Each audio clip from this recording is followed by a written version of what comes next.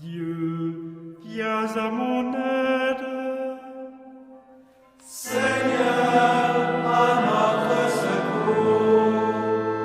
Gloire au Père et au Fils et au Saint-Esprit, au Dieu qui est, qui était et qui vient, pour les siècles des siècles.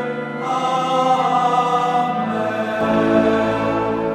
L'ange du Seigneur apporta l'annonce à Marie. Et elle conçut du Saint-Esprit. Voici la servante du Seigneur. Qu'il me soit fait selon votre parole. Et le Verbe s'est fait chair. Et il a habité parmi nous. Priez pour nous, Sainte Mère de Dieu, Afin que nous soyons rendus dignes des promesses du Christ. Daigne, Seigneur, répandre ta grâce dans nos âmes, afin qu'ayant connu par le message de l'ange l'incarnation du Christ, ton Fils, nous arrivions par sa passion et par sa croix à la gloire de sa résurrection. Par le Christ notre Seigneur. Amen.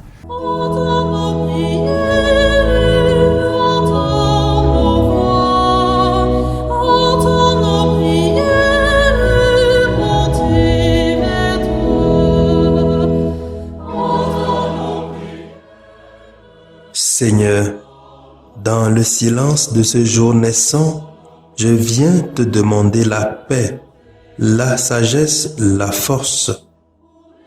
Je veux regarder aujourd'hui le monde avec des yeux tout remplis d'amour, être patient, compréhensif, doux et sage, voir au-delà des apparences tes enfants, comme tu les vois toi-même, et ainsi ne voir que le bien en chacun. Ferme mes oreilles à toute calomnie. Garde ma langue de toute malveillance. Que seules les pensées qui bénissent demeurent en mon esprit. Que je sois si bienveillant et si joyeux, que tous ceux qui m'approchent sentent ta présence. Revêts-moi de ta beauté, Seigneur, pour qu'au long de ce jour, je te révèle. Amen.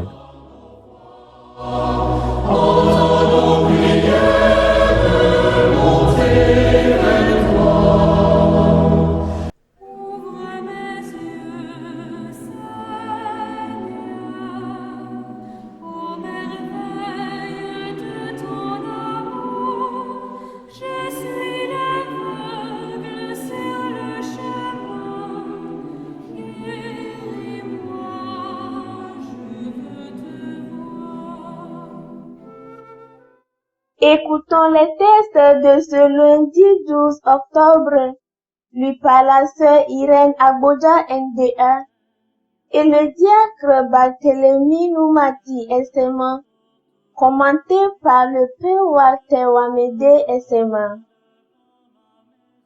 Lecture de la lettre de Saint Paul apôtre aux Galates, chapitre 4, versets 22 à 24, 26 à 27 et 31. Au chapitre 5, verset 1er. Frères, il est écrit qu'Abraham a eu 2 fils, l'un né de la servante et l'autre de la femme libre. Le fils de la servante a été engendré selon la chair, celui de la femme libre l'a été en raison d'une promesse de Dieu. Ces événements ont un sens symbolique. Les 2 femmes sont les 2 alliances.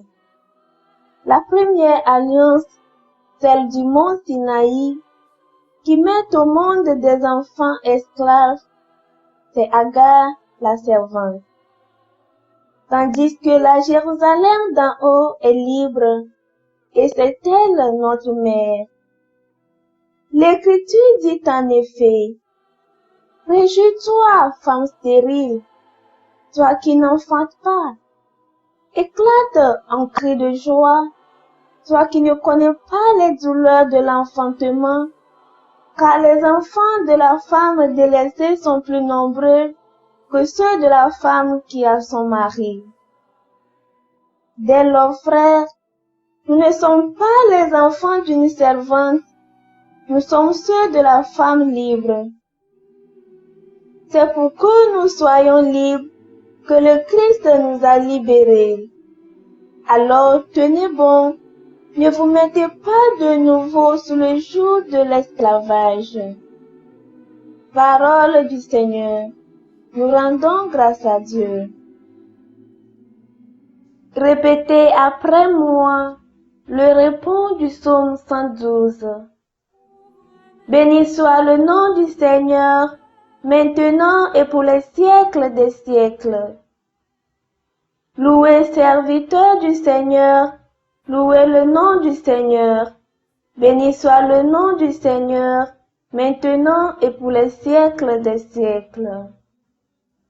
Béni soit le nom du Seigneur, maintenant et pour les siècles des siècles. Du levant au couchant du soleil, loué soit le nom du Seigneur. Le Seigneur domine tous les peuples, sa gloire domine les cieux. Béni soit le nom du Seigneur, maintenant et pour les siècles des siècles.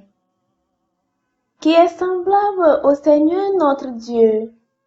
Il abaisse son regard vers le ciel et vers la terre. De la poussière, il relève le faible, il retire le pauvre de la cendre. Béni soit le nom du Seigneur, maintenant et pour les siècles des siècles. Alléluia, Alléluia, Alléluia, Alléluia. Aujourd'hui, ne fermez pas votre cœur, mais écoutez la voix du Seigneur. Alléluia, Alléluia, Alléluia, Alléluia. Le Seigneur soit avec vous. Évangile de Jésus-Christ selon Saint Luc. Chapitre 11, versets 29 à 32. En ce temps-là, comme les foules s'amassaient, Jésus se mit à dire: Cette génération est une génération mauvaise. Elle cherche un signe, mais en fait de signe, il ne lui sera donné que le signe de Jonas. Car Jonas a été un signe pour les habitants de Ninive. Il en sera de même avec le Fils de l'homme pour cette génération.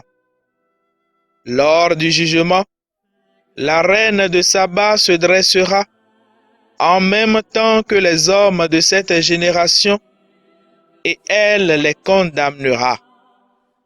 En effet, elle est venue des extrémités de la terre pour écouter la sagesse de Salomon, et il y a ici bien plus que Salomon. Lors du jugement, les habitants de Ninive se lèveront en même temps que cette génération, et ils la condamneront. En effet, ils se sont convertis en réponse à la proclamation faite par Jonas, et il y a ici bien plus que Jonas.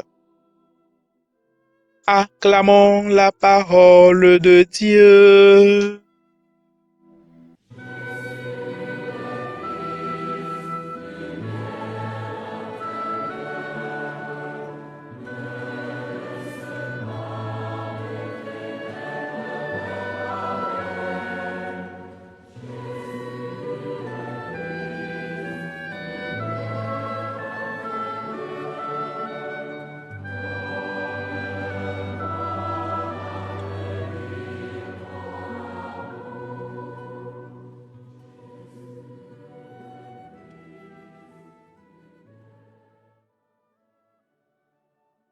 Frères et sœurs dans le Christ, Jésus, dans notre évangile d'aujourd'hui, fait un discours sur cette génération mauvaise de son temps. Une génération qui n'est qu'à la recherche de signes avant de croire en Jésus, l'homme sauveur et libérateur du monde. Celui-là même envoyé par le Père pour nous libérer de l'esclavage du péché.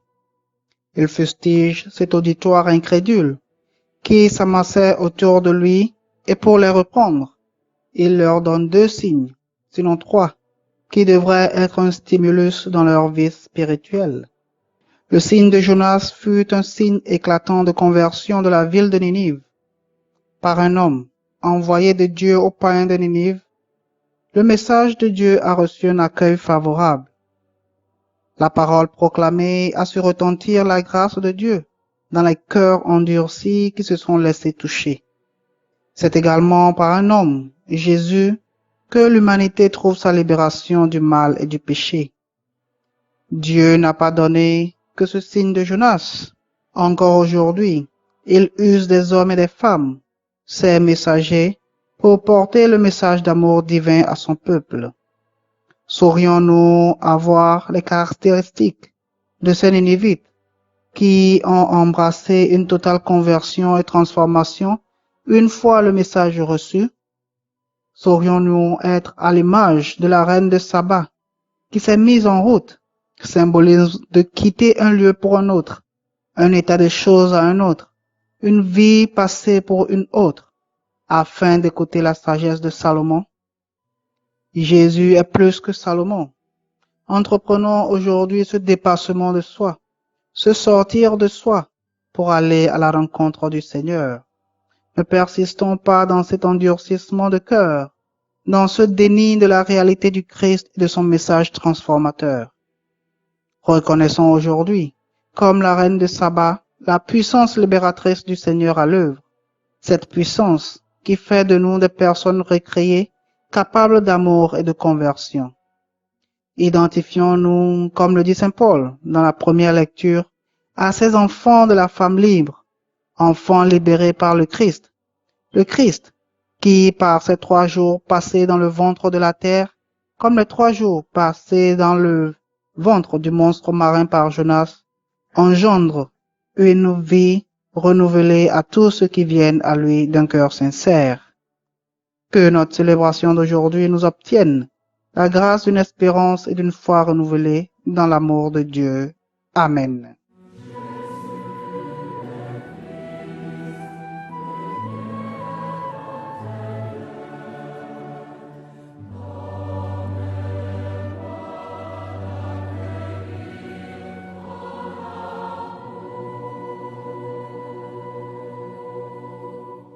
Le Seigneur soit avec vous. Et avec votre esprit. Que Dieu Tout-Puissant vous bénisse, le Père, le Fils et le Saint-Esprit. Amen.